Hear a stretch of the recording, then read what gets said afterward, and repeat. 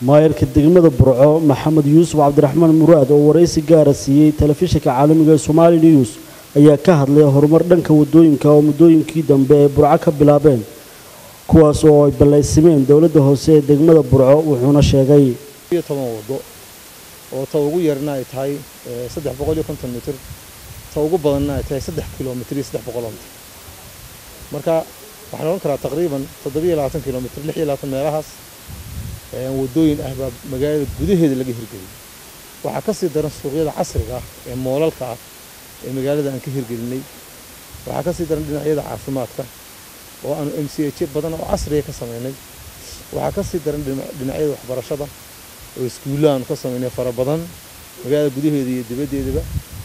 waxa ka sii daran maxaan sheeg saldhigyada booliska marka la isku soo duuduubo waxa ka sii daran ardayda ama dhalinyarada aanu jaamacada ka bixinay jaamacada ku hayno waxa iyaguna jira oo imika gacanta lagu hayo hadda laba garoon oo waaweyn oo midna aan ugu talagalnay degmada Burco khaasatan xaafada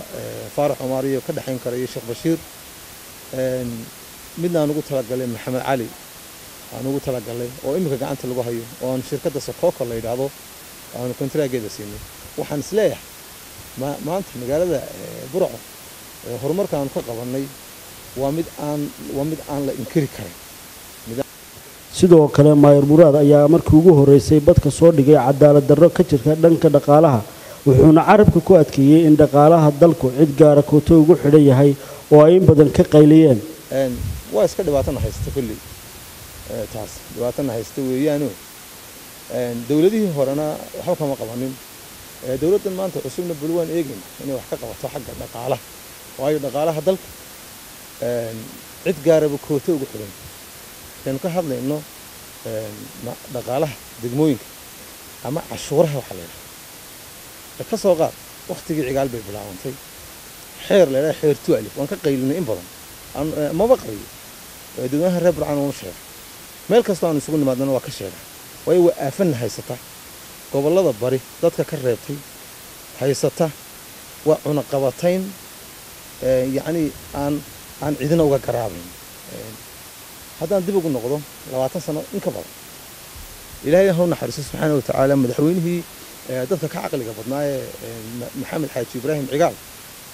wuxuu sameeyay xeer tu'alif kaasi waa mideynta cashuura degmooyinkii 3 degmana way ku bulaaleen oo ku baraareen intii kalena way ku qatanta la oran karaa Somaliland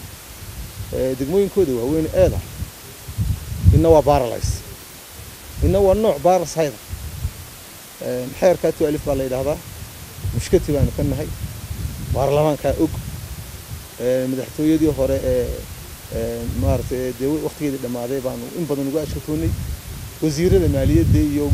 wasiirada arrimaha gudaha wasiirada maanta jooga ka horeeyay baan in badan uga dacwoonay ana ka hoos qaadway aan qeexo xeerka waa xeer marka hore mansuuqa haddana wali shaqeynay ilaahay markiis marka qaarkood waxa sameynaysaa maalin waxaan arkay Suldaan Xasan iyo muxuu ahaayay wadaadkii aadan siiro halkan idaacadaha muxuu ahaa dadku ay daawadaan ama media ismaagay inna leeyahay Soomaaliland wada leeyahay baa ina deeqi karta inna leeyahay waxaas maanta ma jiraan bahaash meel istaagi mayso cida laga cabanayana way sii kala cabanaysaa waa arkaysaa beelaha darafyada oo yiraahda beesha dhexe lafteeda war iska ma hayso ya qaar baa asfala saafiliin oo aan mushahar ka helin qaarna waxa weeye dawaan tarafuufaya marka baashu saas kale noqoto in ninku yiraahdo waxaan u baahanahay Soomaaliland la wada leeyahay in xaq buu leeyahay maayarka degmada Burco wuxuu sheegay in gobolada bariga Soomaaliland ay saaran tahay cuna qabatayn dhaqaale gaar ahaan degmada Burco wuxuuna mudanayaasha golaha wakiilada Soomaaliland ugu baaqay in xeerka kootada dhaqaalaha ugu xidhay degmooyinka Barbara Hargeysa iyo Gabiley la baabi'iyo dawladda hoose qaybteedii la hay'adaha ka soo qaadan jirtay xeerkaas wuxuu sheegayaa wax allaala wax xoolo dhoofay in burca la soo dhaafiyo sababta la soo dhaafinay waa wax aan kaanu garan lahaa inta burca la soo dhaafiyo berbera la keen berbera marka la keen halka lagu cashuuro marka la cashuuro dawladda ay khasnadeeda ku ridato dawladda hoosana ayadana xoogaa ayadana loo tuuro taasi mashkiladda noogu daran qaylada aanu ka dhignay waxba laga qaban waxa aanu kaga gabanay arrinkaa markii dawladdu way naga soo horjeestay leeyahay xeer 2000 la yiraahdo weeyaan baarlamaanka dib loogu celin maayo aan ka aan mashkiladda dhaqaale yareen haysataa koobay ka tahay maxaa xoolaha iyaga berbera loogu cashuurayo haddii kastan dawladeed lagu cashuurayo maxaa kastanka burca loogu cashuuri waayo سنتم بيرسن كبربري وقاضي نسوا إلا نجا حقوله برع أنا واحد نقول نسق قبانه سوروي ميس عن سوت شيء إنك كعد سنة إن مدح قرنك والحوالها هي قوة ضد مريمان تبرارجني يعني بروح لقي شيء هدان دمن هابري هدان دقون هابري دمنا برارجي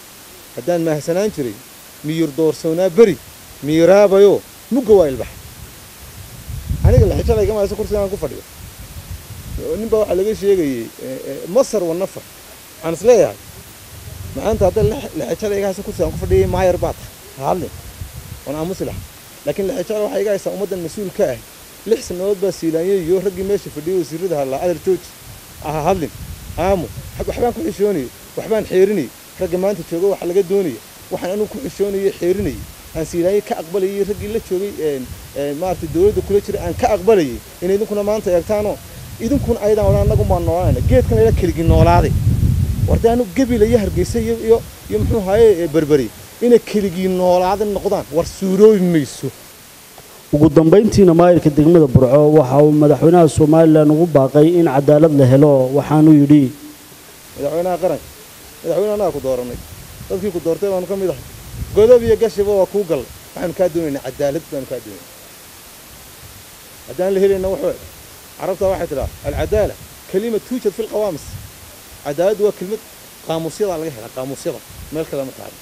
حتى دون سنة عدالة ولا دمتها إلى هيك اسمه عدالة كيرز لكن وحو يردون إن أنا لفتي وحتى يقولون وده هلي إنه وسكت درين سنة ووضن كان أما دنيا ما أنت بقول كيو بقول عدالة لقيه الماي لكن وحل سكير الدولية وضفت تشد مع تذكر بحلون والله قرقان waxa suurtagal kelmad la isweydiiyo